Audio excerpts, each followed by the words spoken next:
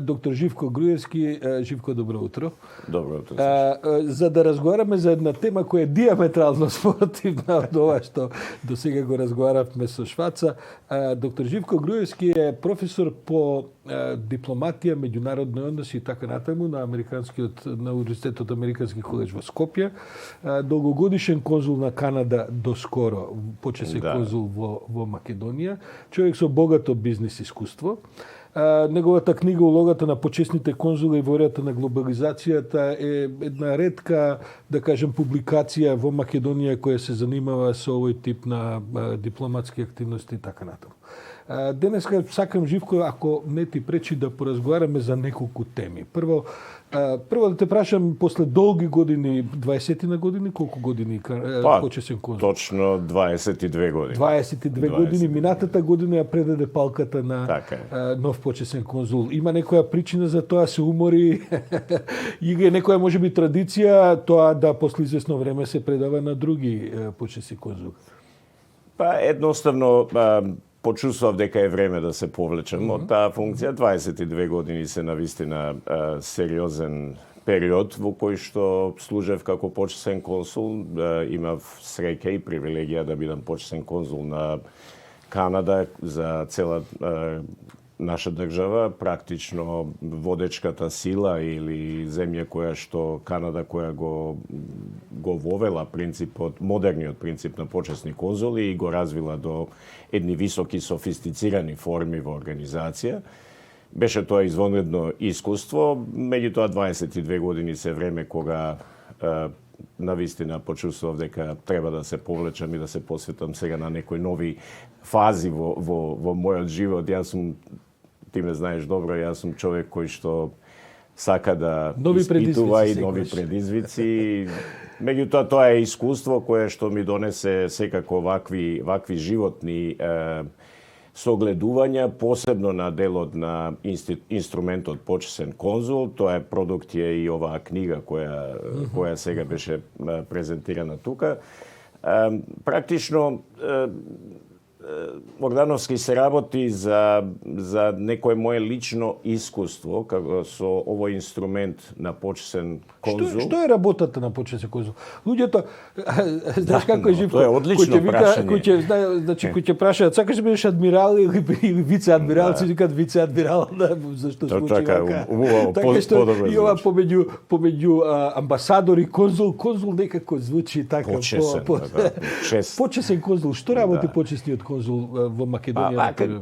Генерално, почесниот конзул, инструментот почесен конзул е една навистина уникатна, креативна, иновативна, прилично ефикасна, потенцијално ефикасна, секако, а дефинитивно економична или cost-effective алатка во сферата на билатералната соработка помеѓу државите.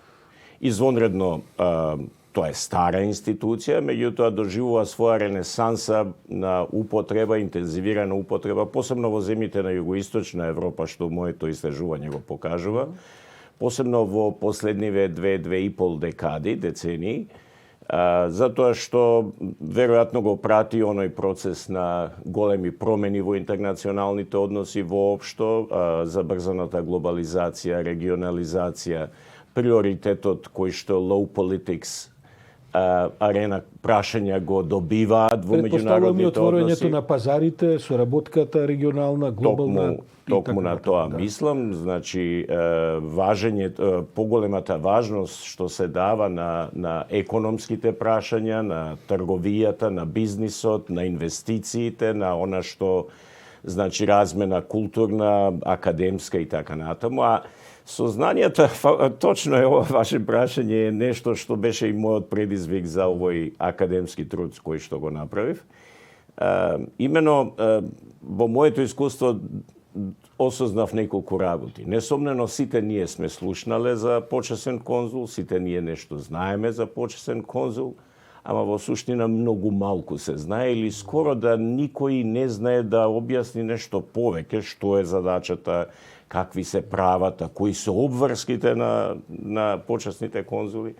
И ова не важи само за обичните граѓани, условно речено, нели, кои што не се во професионално вовлечени во тоа, туку и за професионалците кои што се во министерствата за надворешни работи, кои што по дефиниција би требало нешто повеќе да знаат за таа работа. Меѓутоа, парадоксално е, Сашо, што многу често во моите комуникации, интервјуата што ги направив за оваа книга, и мои колеги, почесни конзули, голем дел од нив ништо не знаеа повеќе за почесните конзули, дори немаа ни прочитано и сознанија за Виенската конвенција за конзуларни односи од 1963 година, тој Chapter 3, кој што го опфаќа регулативата околу почесните конзули. Тоа е најверојатно, меѓу другото, резултати на тоа што и во академската сфера постои празнина. Постојат многу малку вака фокусирани академски трудови кои што ја објаснуваат и ја дефинираат оваа функција. Што е право, и ти го спомна овој, како да кажем, наплив на интерес, особено во источна, бивша источна Европа и така натаму, за функциите на почесни конзули се јавува и разни проблематични луѓе. Ние имаме во Македонија такви искуства кои што во еден момент сватија дека таа некаква, иако и за тоа треба да поразговараме дали почесниот конзул ужива некаква дипломатска заштита, но мислеа дека ако ништо друго, барем црните таблички ќе има возбужуваат полесни поминувања на граници, бијќи почесните конзули имаат тој статус, дека може да паркираат кај сакаат, но исто така и дека ќе уживаат некаква заштита, поддршка од земјите кои што дека почесно ги представуваат. Сосема неодамна, пред 10 дена, видовме дека Унгарија преку ноќ го смени својот почесен конзул во Македонија, бијќи настанала на афера со преработката на медицинскиот отпад кој што се констатира дека е со низа проблеми, и унгарците почувствуваат дека треба што поскоро, наводно и во договор со почесниот конзул, да ги прекинат односите со него за да не бидат вовлечени во аферата. Сакам да кажам дека почесните конзули се почесни, но истовремено и официјални лица кои што треба да внимаваат на своите постапки, треба да внимаваат на кој начин ги представуваат земјите на од кои што биле поставени за почесни конзули. Има ли тој вид на сознание и одговорност кај колегите твои сегашни бивши почесни конзули? За жал многу малку, морам да признам, или барем тоа е моите истражувања, моите анализи, моето искуство го покажува. И тоа е сведено, може би, во тој дел каде што е поместена мојата свот анализа изработена за функциите, институцијата почесен конзул. Во делот на слабости, нели, на крај, предностите, можностите, можеме да ги разговараме надолго и на широко, меѓутоа малку поконкретно на ова што сега го говориме. Прв пат слушам дека некој прави свот анализа, тоа е анализа на предности, слабости, можности и така натаму за изучување на некој проблем. Што покажува? Моето скромно вака сознание, она што јас го работев како и го користев како материјали, верувам дека можеби мојава свот анализа е единствена на која јас најдов. Не можам да тврдам дека затоа и велам, бидејќи ја не сум слушнал. Да, интересно е да се пореди, да се разработи, таа е добро разработена оваа книга, меѓутоа во овој дел од на слабости поместено е токму тоа една опасност за профанизација, деградација и дискредитација на оваа функција и на овој инструмент со една нагласена желба кај дел од почесните конзули за искористување на функцијата, можно искористување, нели, не генерализираме, можно искористување во лични интереси. Сега, мораме да сватиме дека почесниот конзул не е јавен службеник. Да раскинеме таа фама дека тоа не се јавни службеници професионално ангажирани од земјите кои што ги наименуваат. Тие не се на платниот список на Министерството за надворешни работи, да кажеме, на земјата која го наименува. Тоа е спецификата која ни треба малку полого време да објасниме. Меѓутоа, па од друга страна, погодноста со ваквите наименувања, доколку земјата која го прима почесниот конзул, даде екзекватура, даде согласност за неговото наименување. Бидејќи тоа подлежи на согласност. Тоа подлежи домашното министерство и домашните органи мора да го прифатат. Постапката оди така да земјата која сака да наименува почесен конзул го дава неговите генерали, нели, името, презимето и сите податоци со кои тие располагаат, кажуваат желба дека сакаат да отворат конзулат кој ќе биде раководен од овој почесен конзул. Меѓутоа, Министерството за надворешни работи на земјата домаќин треба да даде согласност. Тоа по некоја процедура. Во овој случај кај конзулите се вика екзекватура, затоа што има разлика, нели, градирање со дипломатската и конзуларната ваква конзуларна работа.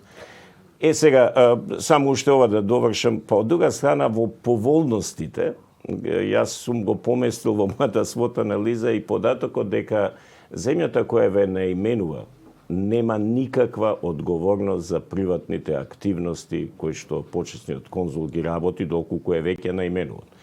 И може само со нормално писмен допис, на истиот начин како што информирале дека ќе го наименуваат, може да го повлечат наименувањето, може би во овој случај како што рековте, и без никакви практично никакви последици. Едно малку прашање кое што веројатно некои од тие што не гледаат и слушаат можеби очекуваат да го прашам. Имаше и одредени ценовници за купување на почесни конзулати и представништва, особено до оние, да кажам, екзотични земји кои што доаѓаат од Јужни Америки, Африка и така натаму. Имаше таква пракса или се тоа само вака озборување по завидливи кругови? Има присутност на такви тенденции, таква пракса. Не зборувам за само исклучиво за Македонија, зборувам за регионот. Моето истражување беше во 11 земји во поширокиот регион на Југоисточна Европа. Да, престижна титула, која од разни нели причини и побуди, лични интереси, многу луѓе успешни, посебно во сферата на бизнисот, сакаат да, како да кажем, да купат статус аквизиција, и се наместо она што е предвидено со одредбите во конвенцијата Виенска, тие сами се нудат. Значи, нив не ги бараат, туку сами се нудат и пежоративно можем да кажем дека се надаваат или ги купуваат своите титули. Меѓутоа не можем да кажем, би било нечесно да кажем дека е тоа правило. Има и такви исклучоци и на некои екзотични земји кои што можеби немаат никаков директен дипломатско-конзуларен интерес со овие земји. На крајот, сепак мора да се осврнеме и на оно што тие тебе специјалности вон самото почесно конзулство. Во расправа е предлог новиот закон за надворешни работи, особено се расправа за членовите околу тоа, и гледам дека Министерството, па тоа е релативно поддржано во јавноста, се фали со една силна професионализација на амбасадорските позиции, за разлика од претходниот период кога имаше многу повеќе политички наименувања, па сега гледам дека одлучиле дека таму сепак веќе нема да се предлагаат амбасадори со двојни државјанства и така натаму, што е резултат на една дебата која се поведе и така натаму. Што мислиш ти, Живко, бидејќи јас знам дека ние сме разговарале на овие теми, малку сакам да ти спровоцирам за еден можеби малку поразличен став. Како го сваќаш ти овој напор за професионализација на амбасадорските функции? Дали тоа е по дефиниција нешто добро или сепак за тоа може да има и проблеми кои можеби јавноста вака не ги гледа на прв поглед? Па јас лично имам критички став кога кон дефинирањето дека одиме кон професионализација повторно, нели, иако не сум против тоа.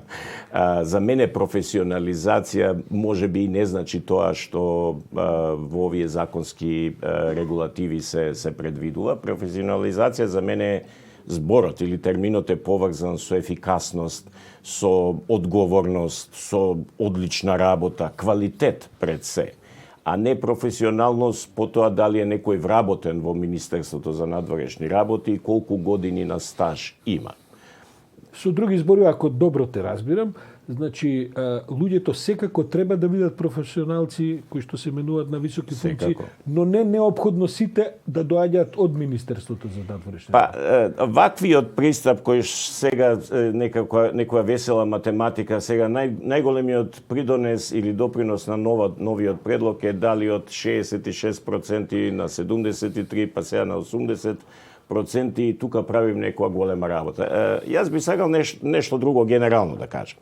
Мислам дека јас очекував практично дека со некои нови законски предлози сега во 2020 година, 21 век, ние треба да направиме нови, иновативни, креативни